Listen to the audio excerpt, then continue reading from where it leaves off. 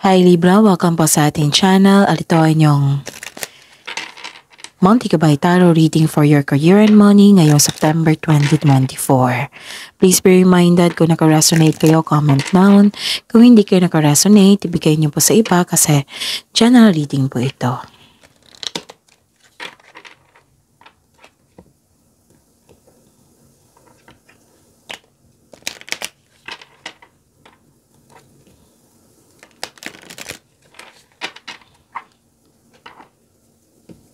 Para po sa inyong career and money, Libra, ngayong September 2024.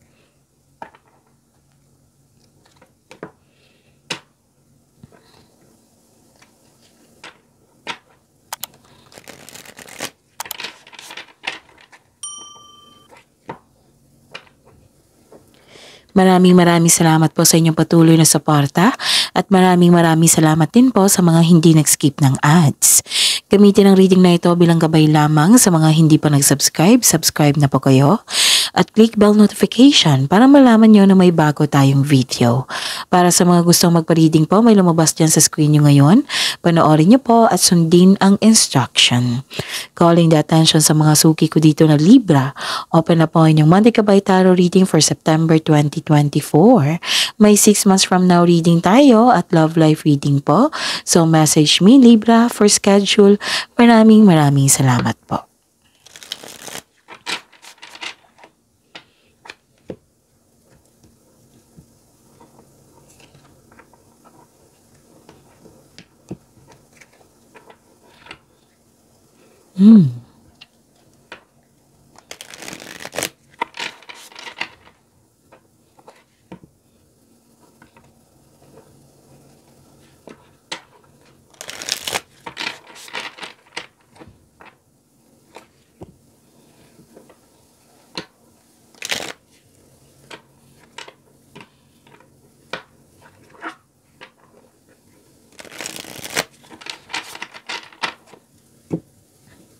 Para po sa inyo Libra ngayong September 2024.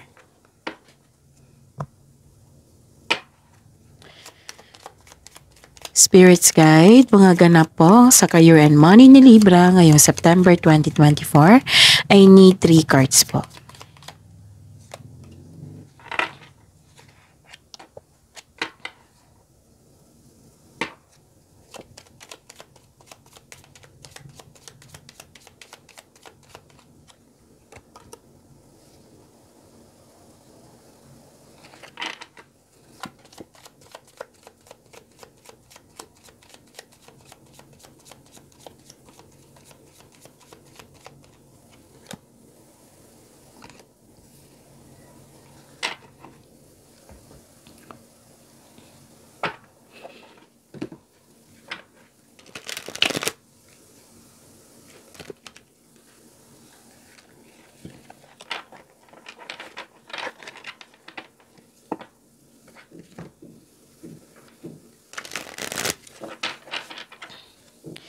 Spirits Guide, mga mensahe po sa career and money ni Libra ngayong September 2024.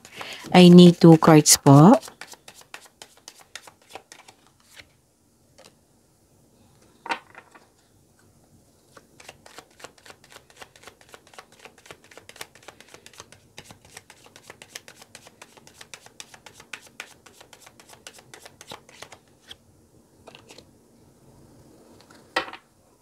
Okay.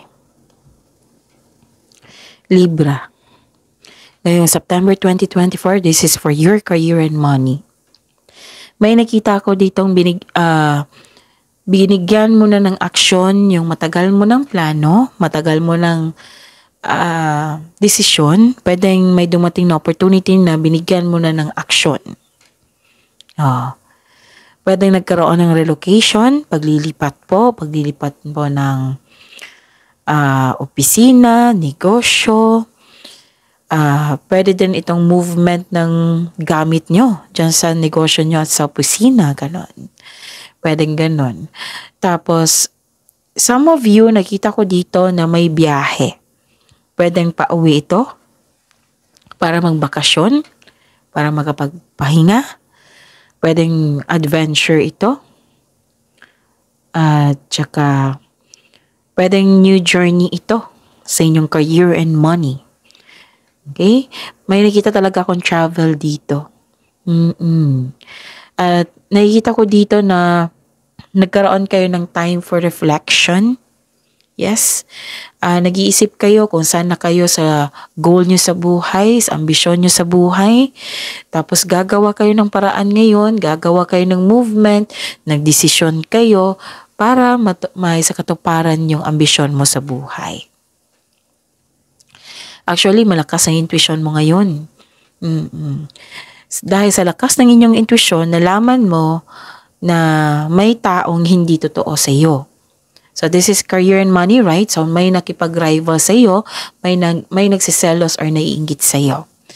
Sabi po ng card dito na instead mag-worry kayo or magalit kayo sa taong hindi totoo sa inyo, mag-focus kayo sa iyong goals sa buhay.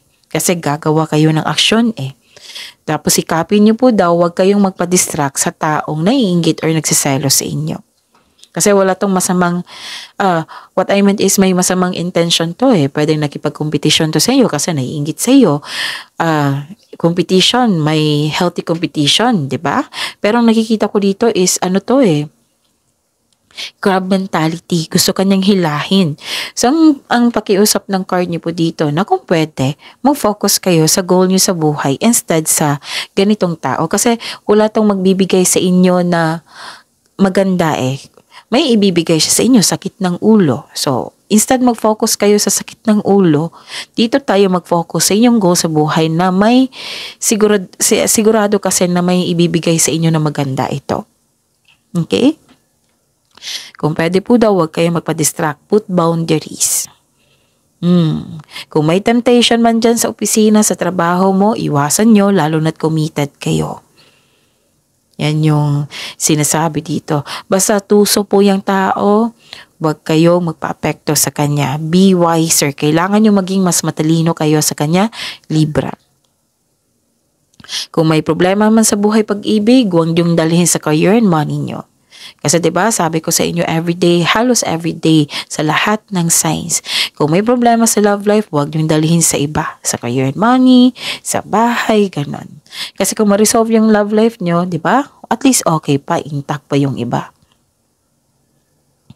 Okay? So, yun. Ang mensahe po is mind power.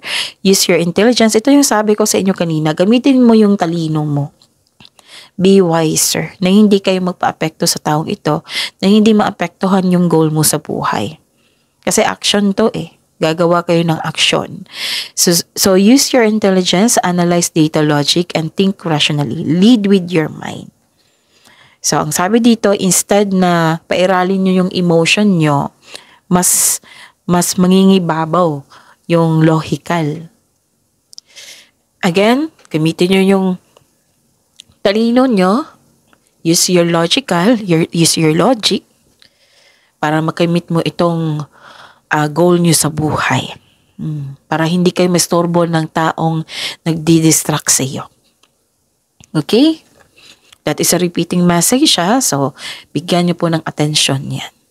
Foresight, pay attention to things that are important to ensure wealth, be farsighted and alert. And I guess, lalabas din ito kay Aquarius kasi lumabas din ito kay Gemini sa mga cross-watcher dito. Na itong binigay na pagkakataon sa inyo, di ba sabi ko sa inyo kanina dito na itong opportunity na ito, kung bibigyan mo ito ng attention, determination, ma-determine ka, tapos ma-motivate kayo, bigyan mo ng clear intention yung binigay na opportunity, magbibigay ito ng wealth sa inyo.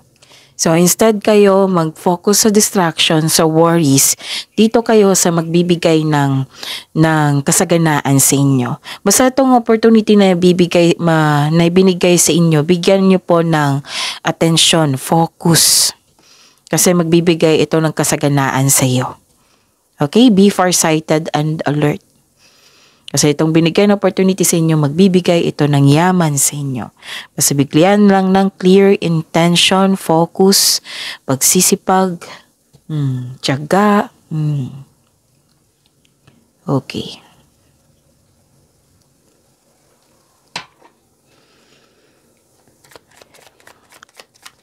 Spirits Guide. Ano po ang energy ni Libra ngayong September 2024? Clarification po. Libra, sa career and money nila.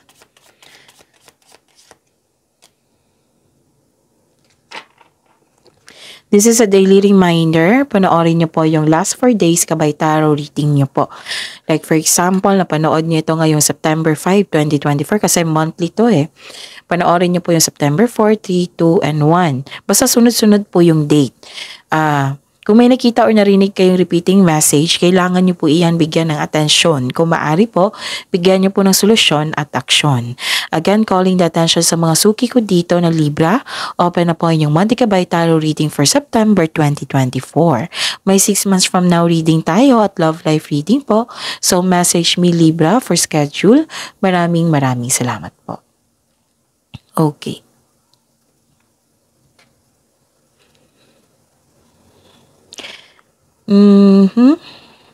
May celebration ako nakikita dito. Yes.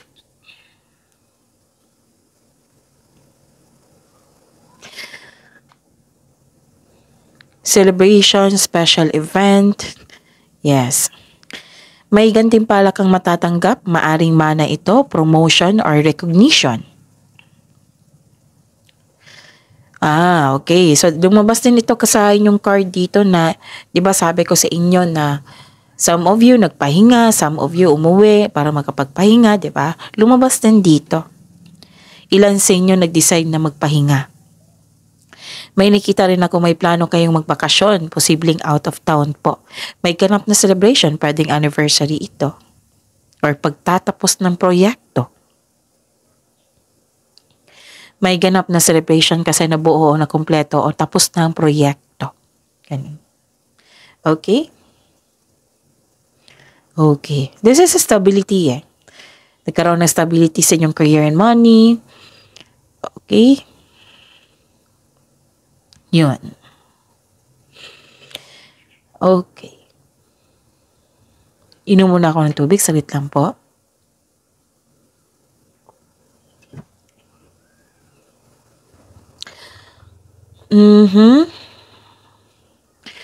Okay. Lumabas din siya dito eh. Umiwas daw kayo sa taong walang magandang intensyon sa iyo. So this is a repeating message ha. Again, this is a repeating message. Yung sabi ko kanina, kailangan yung iwasan yan. Or kung maaari, kung gusto nyo hindi na maulit yung concern na yan, then bigyan nyo ng, kung kaya na ha, bigyan nyo po ng solusyon. Pero yung sabi po dito umiwas kayo sa taong walang magandang intensyon sa iyo. Mag-ingat kayo. Kasi itong pag-uugali ng taong ito, which is lumabas dito, tuso, diba? Tuso, mandaraya, dictator, inhumane, very controlling, cold, ruthless, hindi siya totoo sa kanyang sarili, at higit sa lahat, hindi siya totoo sa iyo. So, ano ang sabi ng card niyo po dito? Umiwas kayo, mag-ingat, at umiwas kayo.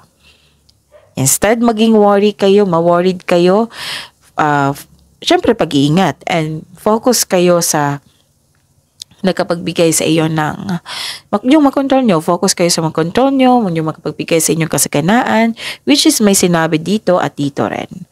Okay?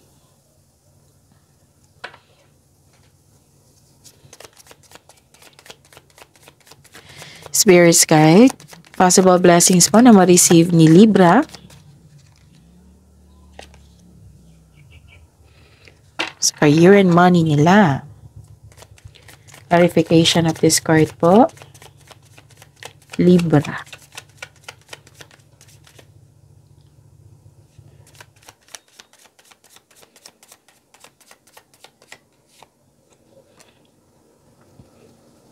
Oh. This is very good. May bagong simula po. And nakalimutan ko palang sabihin dito, Itong i-take nyo na movement, this is new beginning po. And this is new beginning also na sinabi di, which is repeating message. May bagong simula, new beginning po. Bagong pagkakataon. Okay? This is a blessing. This is new beginning. You have your freedom, anticipation, curiosity sa pupuntahan mo, new journey, which is sinabi ko rin dito, potential na magtagumpay kung bibigyan mo ng atensyon, clear intention, focus sa binigay na pagkakataon. So that is a repeating message ha. So magiging busy kayong ngayong buwan na ito. You should take a risk po daw, sabi po ng card dito. Try something new. Try to step out sa comfort zone mo. Kasi may potential po na magtagumpay ito. Basta lang po, bigyan mo ng attention. Huwag kayong ma-distract sa taong toxic. Or sa environment na toxic. Take a leap of faith and trust the support. Again, take a leap of faith and trust the support of the universe. Kasi you are divinely guided. Huwag kang matakot sa pagbabago na ito. Kasi hindi ka takot dito na kasi marami kang experience, dala-dalang experience, maraming nag-support sa inyo, nakikinig kayo sa inyong intuition. Pero syempre, sabi po ng card dito, pag-iingat din. Okay, pag-iingat. Pwedeng pag-iingat sa pag-iingat sa paggawa ng plano, 'di ba? Kasi mag-move forward ka mag-take ka ng action which is lumabas dito. Okay? I-acknowledge mo ang mga lessons na encounter mo noon na nakapagbigay sa iyo ng kaba. Oo, kasi may na-distract ka So, instead na maging worried ka, kunin mo yung mga learnings nyo sa nakaraan. Kasi this will lead you to new opportunities. Magkakaroon po ng personal and spiritual evolution. Ang ganda. Okay? Kasi you know you are on the right path. Malakas ang loob mo dito, which is very good. Huwag po daw kayo magpadalos-dalos sa pagpasya. Kailangan po daw ng konkretong plano. Parehas po kayo ni Gemini. Okay? Ang kaibahan lang, kayo buong buo ang loob nyo. Kailangan lang pag-iingat, syempre. So, spread your wings and fly. Ang ganda ng blessings. Kasi kung wala ito, itong buo kung hindi buo yung loob mo, magkakaroon ka ng hesitation yan. Hindi ka maka-move forward. Pero ito, handang-handa ka na. At least may idea ka, diba, na ang naghihintay sa inyo is wealth. Magkapagbigay ito ng kasaganaan, ng yaman sa iyo. So, this is very good, Libra, kasi you are decided na not to overthink na. Ayaw mo nang mag-overthink, kinakaya mo ang sitwasyon. Nag-go ka sa isang opportunity na medyo worried ka, pero buong-buo na yung loob mo na go ka na. Kumbaga, bahala na si Matman, basta go ako, ganon. Siyempre, paalala ng card dito, kailangan mag-ingat, konkretong plano ay kailangan. Okay? Ganda ng blessings. May tagumpay pa. May binigay pa na pagkakataon. Spirits guide. Challenges na ma-overcome ni Libra sa career and money nila ngayong September 2024. Nako, ang ganda.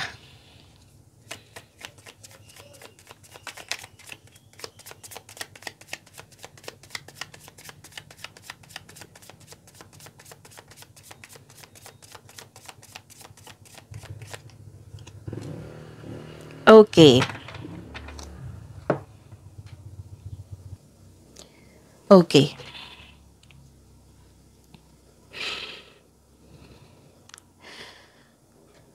Maraming salamat po sa patuloy na tiwala, suporta sa ating channel at maraming salamat din po sa mga hindi nag-skip ng ads. May lumabas dyan sa screen nyo ngayon. Panoorin nyo po. Kung gusto nyo po iyan, then follow instruction. Wow, ang ganda naman ito. Kasi nakita ko dito yung change of cycle, completion of cycle. Kasi may lumabas na new beginning . And kitang-kita ko dito na you are happy. May ganap kasing itong changes na ito is change for the better. Tsaka, this is naka-destiny to sa iyo. May lumabas kasi na fate, destiny. So, this is good luck and good karma. Okay? You are moving from a painful cycle to happiness. So, embrace new situation na dumating sa iyong buhay. Tatlong card niya po nagsabi dito na may new beginning ha. Itong new beginning na ito, makapagbigay ito ng excitement sa inyo and happiness. So, this is a blessings, good fortune po, job opportunity at unexpected wealth or financial stability. Ang ganda. Ang ganda. Bakit lumabas ito sa challenges na ma-overcome? Kasi, kailangan mo itong opportunity na ito na binigay sa inyo, kailangan yung pagtrabahuin. Para mas magbubunga pa ito. Pagyamanin. Okay? And, hindi lang job opportunity, good fortune, blessings, unexpected wealth, financial stability. Kaya nga, huwag niyo sayangin yung opportunity na binigay sa inyo na sinimulan mo na. Huwag niyong bigyan ng blockages kasi para tuloy-tuloy ito. Ang ganda-ganda kasi. Kung gipit ka ngayon, may parating na pagbabago sa inyong kaperahan. Kung jobless ka ngayon, may unexpected job opportunity na darating. Mayroon din malaking pera na matatanggap. Mayroon ding malaking pera na matanggap mo sa buwan na ito. Whether marami kang whether bonus mo ito, nag-increase yung sweldo mo or allowance. Pwede din na marami kayong kliyente, project, customer. Marami akong nakikita ditong tao na nag-request ng service. Marami kang benta. So, claim nyo na. Libra, ang ganda-ganda niyan. Okay? Ano pa? So, I think yun na.